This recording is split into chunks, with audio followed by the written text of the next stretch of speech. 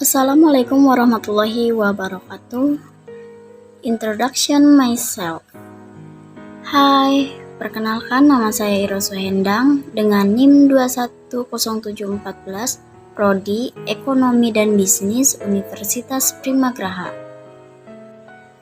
Di video ini saya akan menjelaskan materi-materi yang telah saya pelajari selama semester 3. Yang pertama, materi ilmu teori ekonomi. Definisi ilmu teori ekonomi. Ilmu adalah kata yang berasal dari bahasa Arab, yaitu ya'lamu yang berarti mengerti atau memahami. Sedangkan ekonomi berasal dari bahasa Yunani, yaitu oikos, yang artinya rumah tangga, dan nomos, yang berarti aturan atau hukum. Jadi, bisa didefinisikan bahwa ilmu ekonomi pengetahuan tentang sebuah aturan yang telah tersusun secara sistematik dan universal. Menurut Abdullah 1992, ilmu ekonomi adalah bagian dari ilmu sosial yang berkaitan dengan bidang-bidang disiplin akademis seperti ilmu politik, sosiologi, geografi, dan lain-lain. Sedangkan menurut Nicholson 2002, ilmu ekonomi adalah tentang alokasi sumber daya yang terbatas jumlahnya pada berbagai alternatif dalam penggunaannya. Materi kedua, pengertian ekonomi mikro secara umum. Teori ekonomi mikro sesuai dengan namanya mikro dapat diartikan sebagai ilmu ekonomi kecil berdasarkan pada corak dan ruang lingkup analisisnya. Teori ekonomi mikro diartikan sebagai bagian dan ilmu ekonomi yang menganalisis mengenai bagian-bagian kecil dari keseluruhan kegiatan perekonomian. Materi yang ketiga, perkembangan secara singkat ilmu teori ekonomi.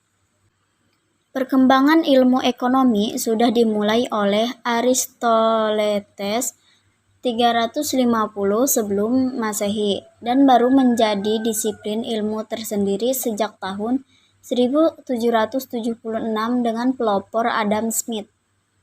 Sedang ilmu ekonomi mikro yang dikenal sekarang dirintis perkembangannya oleh Alfred Marshall dalam tahun 1870-an dengan bukunya Principles of Economics. Dari definisi di atas dapat dikutip kesimpulan. Pertama, sumber pemuas manusia itu terbatas adanya, sebab kebutuhan itu sendiri relatif jumlahnya. Kedua, bagaimana cara yang terbaik untuk menetapkan pikiran di antara berbagai alternatif yang ada dengan mengamati aktivitas dan interaksi di antara economic agents, yaitu konsumen, produsen, dan pemerintahan. Keempat, perbedaan ekonomi mikro dan makro. Penjelasannya, perbedaan ekonomi mikro dan makro dapat dilihat dari gambar tabel berikut. Materi kelima, permasalahan dalam ekonomi. Permasalahan ekonomi yang pertama, pengangguran. Pengangguran dapat diakibatkan oleh kurangnya lapangan pekerjaan yang disebabkan oleh lesunya ekonomi, kurangnya potensi diri, kurangnya keahlian kerja, menurunnya pajak penghasilan, serta tingkat kesejahteraan masyarakat yang menurun. Kedua, pertumbuhan ekonomi yang tidak stabil. Pertumbuhan ekonomi adalah keadaan di mana naiknya pendapatan dari munculnya kenaikan produksi barang dan jasa. Materi keenam, munculnya teori ekonomi makro. Pentingnya ilmu ekonomi makro. Ilmu ekonomi adalah seni yang tertua di dunia. Hal ini disebabkan karena manusia sejak awal mula tercipta sudah menghadapi masalah-masalah ekonomi, yakni masalah sandang, pangan, dan papan. Meskipun saat itu istilah ekonomi belum bisa disebut ilmu karena belum ada kaidah-kaidah sistematis yang menjelaskan dan mengaturnya. Ekonomi sendiri, yaitu oikos dan nomos, adalah berasal dari bahasa Yunani yang memiliki arti harfiah yakni aturan rumah tangga. Setelah melewati waktu yang sangat panjang, barulah kemudian ilmu ekonomi mendapatkan bentuk serta takrif definisi yang mantap hingga saat ini. Secara umum, masalah perekonomian yang paling pokok meliputi 3 masalah yang fundamental dan saling berkait, yakni what, how, dan for whom goods should be produced, yang secara lengkap menunjukkan hubungan yang erat antara produksi dengan konsumen. Ekonomi makro memberikan penekanan dalam analisis pada kegiatan ekonomi secara agregat dan bersifat global. Awal perkembangan ekonomi dinilai sejak kemunculan buku yang diterbitkan oleh Adam Smith yang berjudul An Inquiry into the Nature and Causes of the Wealth of Nations 1776. Gejala ekonomi seperti kenaikan harga komoditas serta kondisi pengangguran memperlihatkan adanya gangguan pada keseimbangan sistem ekonomi yang ada. Oleh sebab itu, persoalan ekonomi akan dapat terselesaikan jika dikembalikan pada keadaan keseimbangannya. Para ekonom klasik beranggapan bahwa dalam suatu perekonomian tidak akan mungkin terjadi persoalan permintaan agregat kurang, dan masyarakat akan selalu memberi barang yang diproduksi dalam suatu perekonomian. Perkembangan ilmu ekonomi yang tidak mengenal dikotomi mikro-makro terjadi, yang kemudian mulai terpecah kala terjadinya kelesuan ekonomi dunia yang hingga saat ini tidak akan dilupakan oleh para ekonom dunia.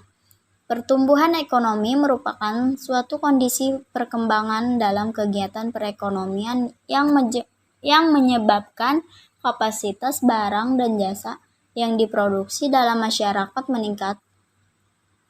Pertumbuhan ekonomi biasanya berhubungan dengan perubahan teknologi. Pertumbuhan ekonomi berjalan cepat, lambat, atau bahkan merosot. Pergerakan naik turunnya kegiatan perusahaan-perusahaan demi mencapai kemajuan ekonomi dalam jangka panjang disebut konjungtur atau siklus kegiatan perusahaan. Materi yang ketujuh, komunikasi organisasi.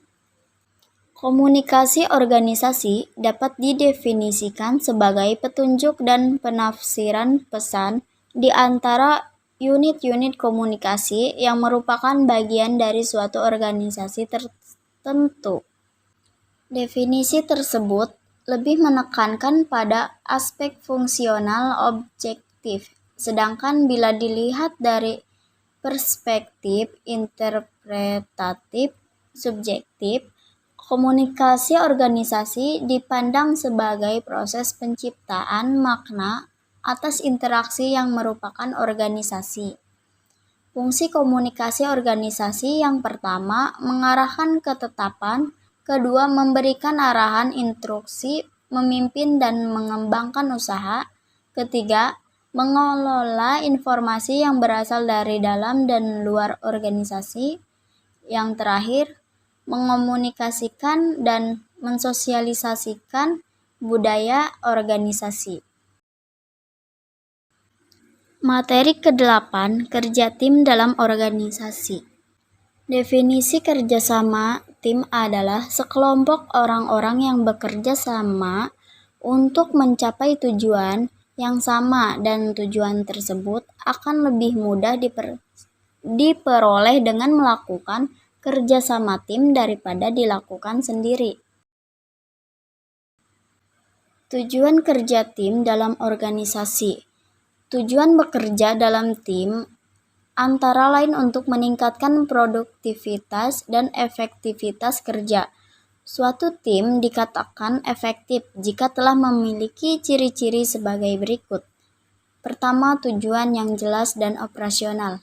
Kedua, keterampilan yang memadai. Ketiga, komitmen. Keempat, saling percaya. Keenam, komunikasi yang baik. Ketujuh, kemampuan negosiasi. Yang terakhir, kedelapan, kepemimpinan yang tepat. Materi ke-9, pengertian komitmen organisasi. Komitmen organisasi merupakan salah satu tingkah laku organisasi yang banyak dibicarakan dan diteliti, baik secara variabel terkait, variabel bebas, maupun mediator. Hal ini dikarenakan organisasi membutuhkan karyawan yang mempunyai komitmen organisasi yang tinggi agar organisasi dapat terus bertahan serta meningkatkan jasa dan produk yang dihasilkan.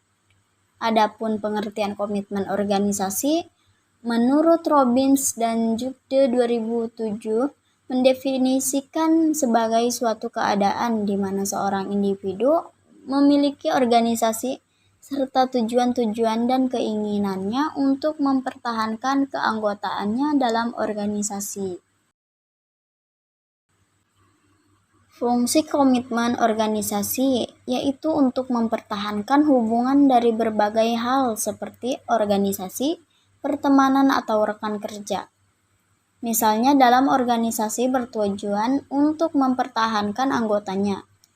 Komitmen dibutuhkan dalam organisasi atau bekerja seperti kewajiban mengerjakan tugas, cinta pada pekerjaan, dan takut kehilangan pekerjaan. Materi yang ke-10, pengendalian. Pengendalian merupakan salah satu bagian dari manajemen. Pengendalian dilakukan dengan tujuan supaya apa yang telah direncanakan dapat dilaksanakan dengan baik, sehingga dapat mencapai target maupun tujuan yang ingin dicapai. Pengendalian memang merupakan salah satu tugas dari manajer. Satu hal yang harus dipahami, bahwa pengendalian dan pengawasan adalah berbeda karena pengawasan merupakan bagian dari pengendalian. Bila pengendalian dilakukan dengan disertai pelurusan, tindakan korektif, maka pengawasan adalah pemeriksaan di lapangan yang dilakukan pada periode tertentu secara berulang kali. Materi yang ke-11, evaluasi. Secara harfiah, kata evaluasi berasal dari bahasa Inggris. Evaluasi dalam bahasa Arab, al-taqdir dalam bahasa Indonesia, artinya penilaian. Aksaranya uwaluwe dalam bahasa Arab, al-qimah dalam bahasa Indonesia artinya nilai. Adapun terminologinya seperti dikemukakan oleh Edwin Wan dan Gerald W. Brown 1977. Evaluasi mengacu pada tindakan atau proses untuk menentukan nilai dari sesuatu. Materi yang terakhir, teknologi informasi. Pengertian teknologi informasi adalah sebuah perkembangan di bidang informasi dalam menjalankan tugas sehari-hari, baik mendapatkan informasi maupun penyebaran informasi. Misalnya, media cetak sekarang mulai beralih ke media online.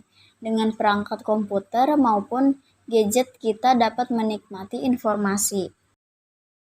Teknologi informasi diciptakan adalah untuk mempermudah pengguna dalam melakukan pekerjaan, dapat memecahkan masalah yang dihadapi pengguna, membuku kreativitas, aktivitas, dan efisiensi dalam melakukan pekerjaan. Itu saja yang dapat saya jelaskan selama semester 3. Sekian, terima kasih. Jangan lupa subscribe, like, komen, dan share videonya ya. Wassalamualaikum warahmatullahi wabarakatuh.